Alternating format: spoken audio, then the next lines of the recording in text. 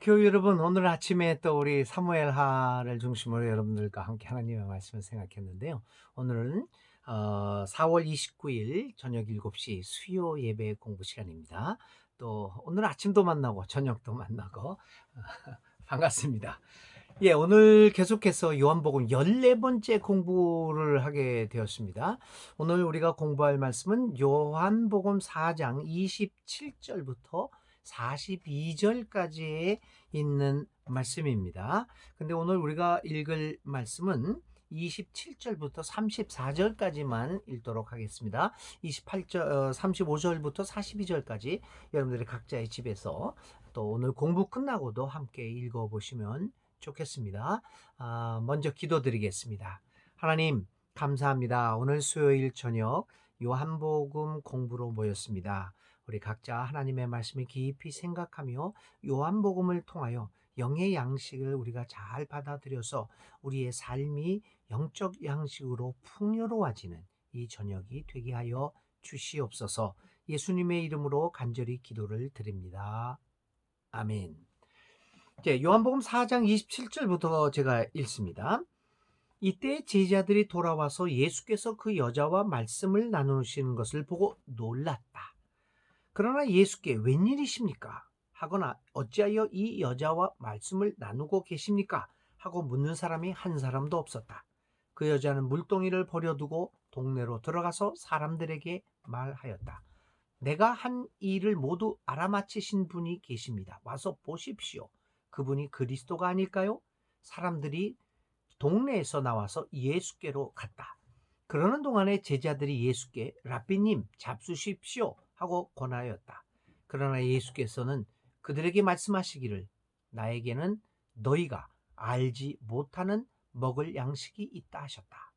제자들은 누가 잡수실 것을 가져다 드렸을까 하고 서로 말하였다. 예수께서 그들에게 말씀하셨다. 나의 양식은 나를 보내신 분의 뜻을 행하고 그분의 일을 이루는 것이다. 아멘. 예, 요한복음 14번째 일입니다. 공부입니다. 본문은 이제 예수님이 사마리아 여인과 이제 만나서 대화를 나눈 이후에 그 대화 이후에 발생한 사건에 대한 기록입니다. 사마리아 여인은 예수님을 통하여 진리를 접하게 됐고 그 진리를 가지고 자기가 사는 동네로 돌아갔습니다. 자, 이런 와중에 제자들이 돌아옵니다. 돌아오면서 두 가지에 놀랍니다. 하나는 예수님이 어떤 사마리아 여인과 이야기를 하고 있습니다. 그것이 이제 그 제자들에게는 놀라운 일이었죠. 이따가 왜 놀라웠는가라고 하는 것을 한번 보겠습니다. 두 번째는 제자들이 먹을 것을 구하러 갔을 때 예수님을 그 우물가에 놔두고 갔을 때는 굉장히 예수님께서 지친 모습이었습니다. 근데 돌아와 보니까 아이 예수님의 모습이 달라져 있습니다. 생기에 가득 차 있습니다. 그래서 이 두 번째 놀라게 됩니다. 자, 제자들은 예수님과 사마리아 여인이 대화하는 것을 보고 놀랍니다. 그 놀라는 이유는 무엇일까요? 그런데도 제자들은 어느 누구도 예수님에게 뭐라고 항의하지 않습니다. 그 이유는 크게 두 가지입니다. 놀라는 이유는 첫 번째는 여자와 이야기하고 있다는 것입니다. 당시 유대 사회에서 여인과 남성과의 관계 설정이 매우 불평등하였었고 편파적이었습니다. 그런 것을 생각해 볼 때 이 남성 제자들의 놀라움이 이해가 됩니다. 어떻게 여자하고 말할 수 있을까? 두 번째는 그런데 하필이면 또 이 여자가 이방 사람 사마리아 여자였다는 것이죠. 율법에 의하면 사마리아 사람과 대화하는 것은 더럽습니다. 그 율법에 의하면 사마리아 여인과 유대인이 접해서는 안 됩니다. 이래서 이제 제자들은 예수님에게 놀랄 수밖에 없었죠. 여자였고 그것도 사마리아 여자. 이 제자들은 일상적인 상식을 벗어나지 못하고 있습니다. 그래서 아직 예수님의 제자이면서도 그 예수님의 사상과 그 생각, 그 뛰어난 행위를 따라잡지 못하고 있습니다. 제자들은 예수님이 몸으로 보여주시는 진리의 메시지, 그것을 깨닫지 못하고 있습니다.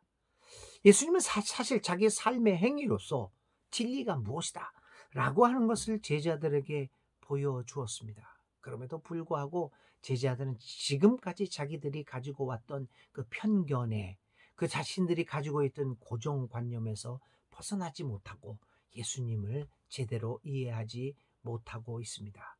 그들은 전통적인 유대인들의 율법의 가르침에서 아직도 벗어나지 못하고 있습니다. 그러기에 그들에게는 사마리아 여인과 대화하는 예수님의 모습이 이상하게 보일 수밖에 없었습니다. 어쩌면 그 예수님의 행동을 뒤에서 은근히 수군거리며 비난하는 제자들도 있었을지도 모릅니다.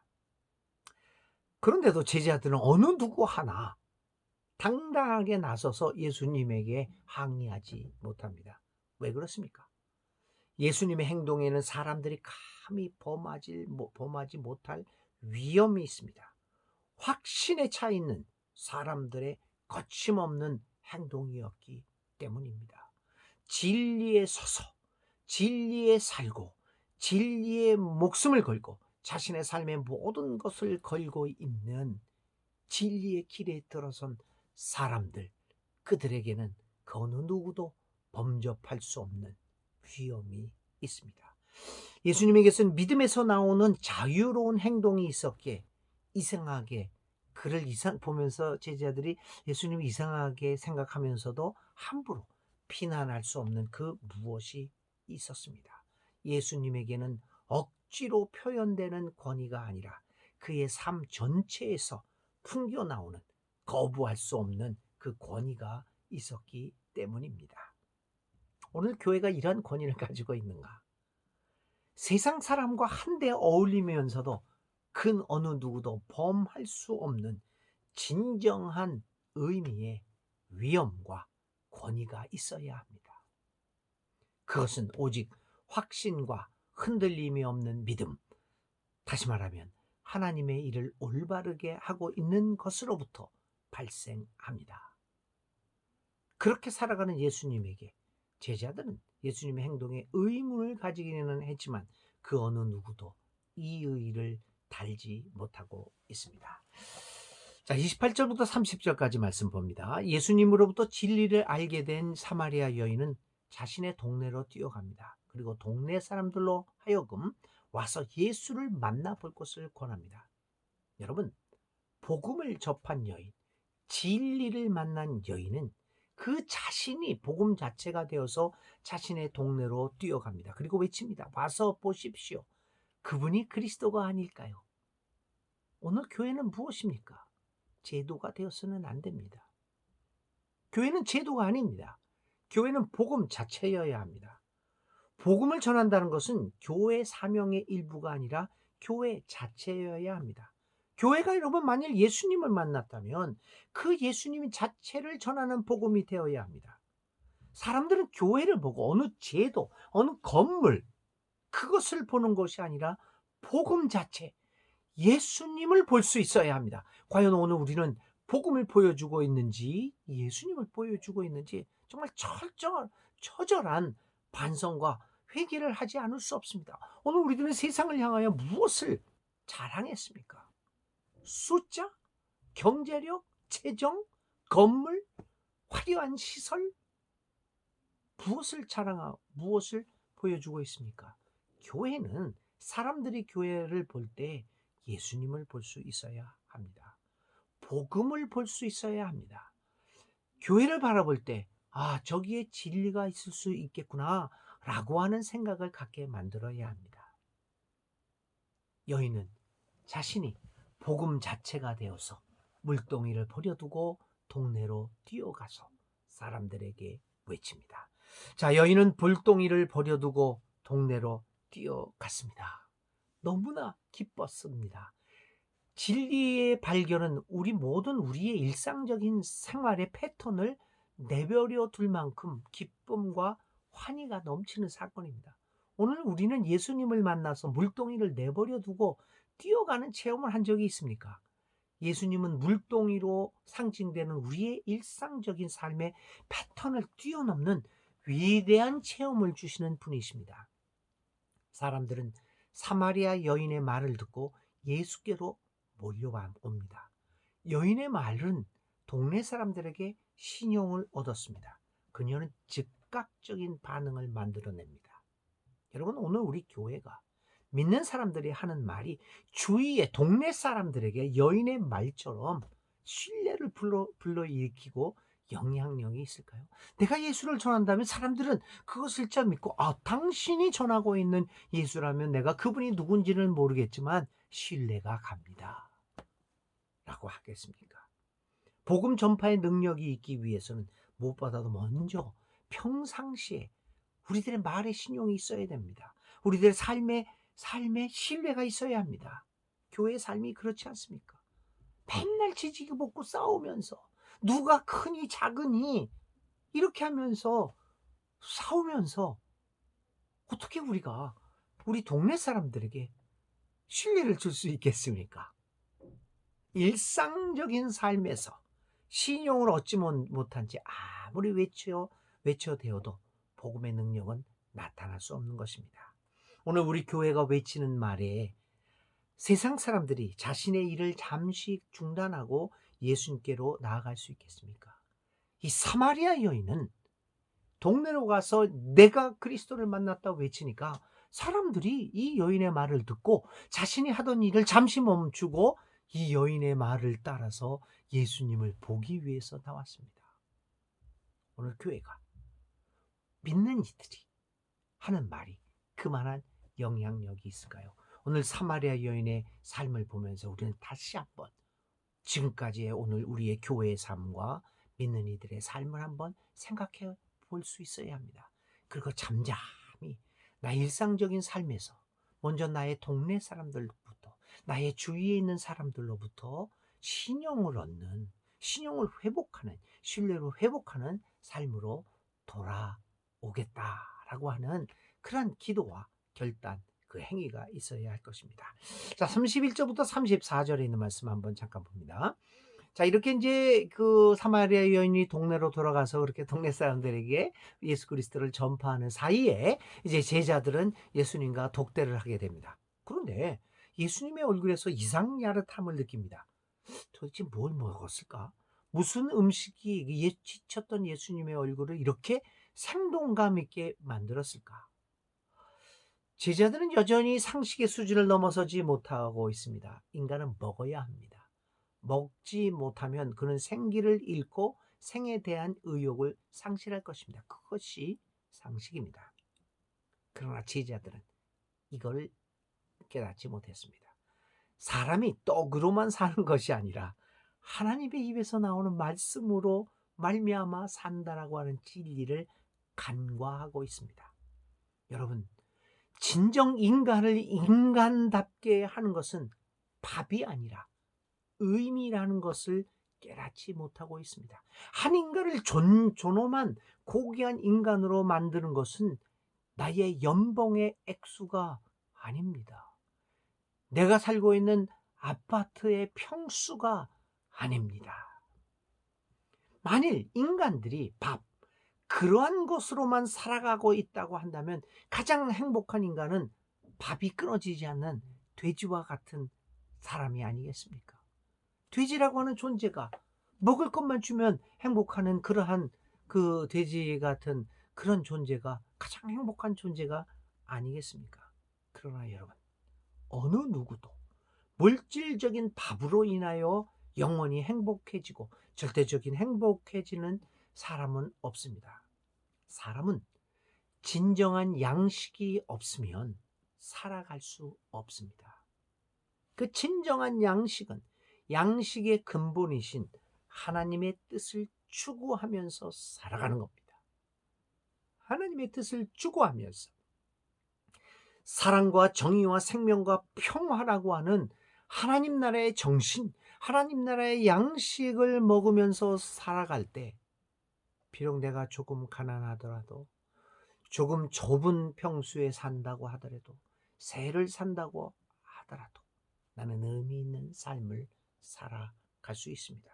하나님의 뜻을 추구하면서 살아가는 인생은 밥 없어도 살 수 있는 인생입니다. 사람들은 이야기를 합니다. 예수 믿으라고 하면 이렇게 얘기하죠. 예수가 밥 먹여주냐? 저는 그렇게 얘기합니다. 맞습니다. 예수님이 밥 먹여줍니다. 예수님을 믿고 그분의 가치관을 뒤따라 살아간다고 하는 것은 진정한 밥, 양식을 풍부하게 먹고 사는 인생을 보장해 주고 있기 때문이다. 그래서 예수 믿으면 밥 먹여줍니다.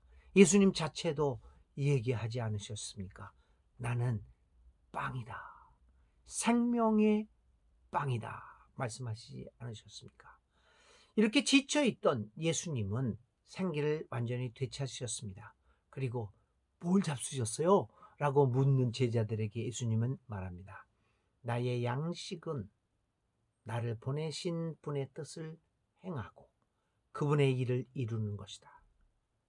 여러분, 오늘 우리들이 그토록 애타게 찾아 헤매는 나의 인생을 배불리게 만들 수 있다고 하는 그 찾아 헤매는 양식은 도대체 어떤 양식입니까? 얼마 있다가 물에 젖고 썩고 또 기간이 감에 따라 온전한 맛을 잃어버리는 그러한 양식은 아닙니까? 오늘 우리는 얼마나 진정한 양식을 위하여 오늘 우리의 시간과 우리의 돈과 정열을 투자하고 있는가 깊이 되돌아볼 수 있어야 합니다.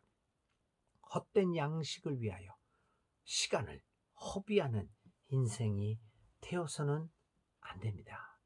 양식은 한시도 없어서는 안 됩니다. 그러므로 우리의 진정한 양식인 하나님의 뜻을 행하는 것은 하루도 아니 한순간도 그만둘 수 없는 중요한 것입니다. 이렇게 제자와 진정한 양식에 대한 이야기를 나눈 예수님은 35절부터 30절에 제자들에게 이제 추수의 책임을 주고 계십니다. 진정한 양식, 하나님의 일을 꾸준히 하게 될 때 우리는 곧 추수의 기쁨을 누릴 수 있게 될 것이다. 이제 예수님의 제자들은 하나님이 뿌려놓으신 씨, 그리고 그것이 자라서 맺은 열매를 거두어 드려야 합니다. 제자들은 자신이 뿌리지 않은 일을 하고 있음을 알고 있어야 합니다. 제자들이 추수를 거둔다고 하는 것은 자신들이 한 것이 아니라 하나님이 뿌려놓은 그 일들을 이제 때가 되어서 추수하는 것뿐입니다. 자신이 수고하는 것을 거두는 것이 아니라 다른 사람이 수고하는 것, 하나님이 수고하는 것임을 분명히 알고 겸손히 제자들은 추수하는 일을 행해야 합니다. 마더 테레사가 이런 이야기를 했어요. 우리는 모두 그분의 일을 잠시 하다 갈 뿐입니다.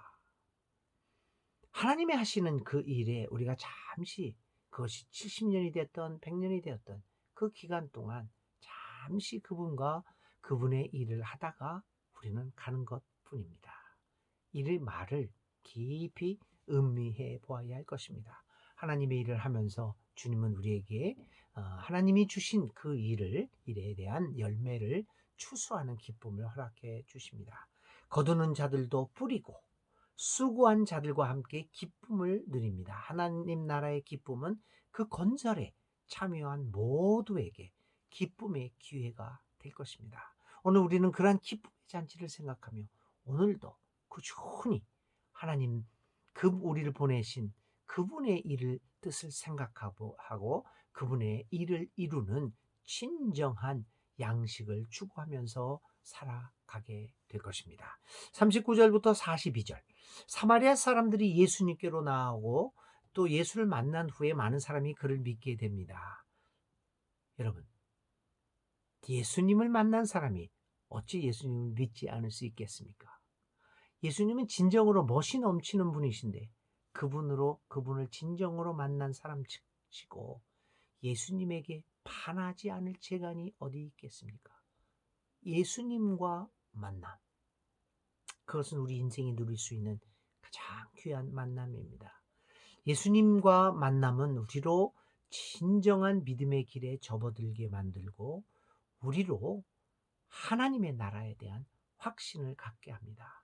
오늘 우리 교회는 사람들에게 이처럼 예수님을 보여주고 예수님을 만나게 하는, 만날 수 있게 만드는 그런 장소가 되어야 합니다.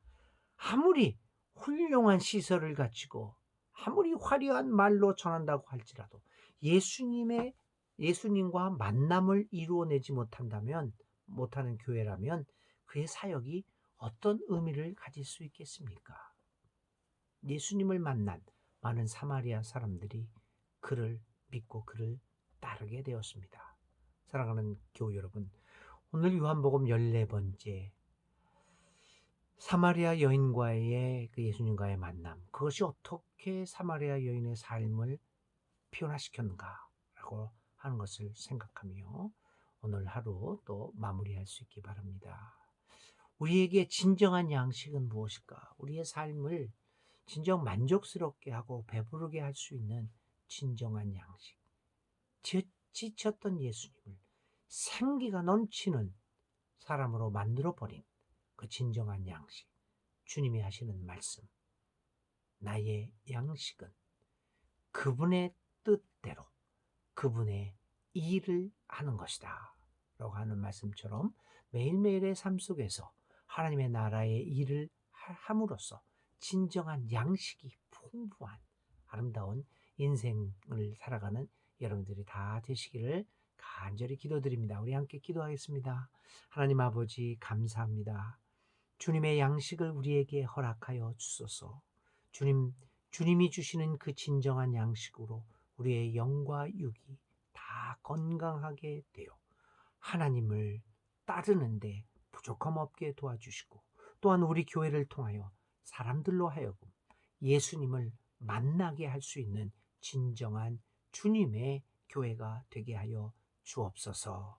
오늘 우리도 또 새로운 담임 목사님 청빙을 위해서 기도합니다. 하나님, 우리와 함께 진정한 양식을 나누며 예수님과의 만남을 통해서 우리 모두 하나님의 사람으로 살아가게 하는 그러한 우리의 담임 목사님 모실 수 있도록, 주님 청빙할 수 있도록 우리와 함께하여 주옵소서.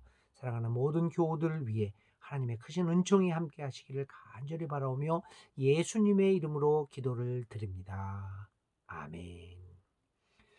네, 감사합니다. 내일 또 목요일 아침 사무엘하에 있는 말씀을 가지고 여러분들과 함께 만나겠습니다. 오늘 저녁, 오늘 밤 편안한 휴식 가지시기 바랍니다.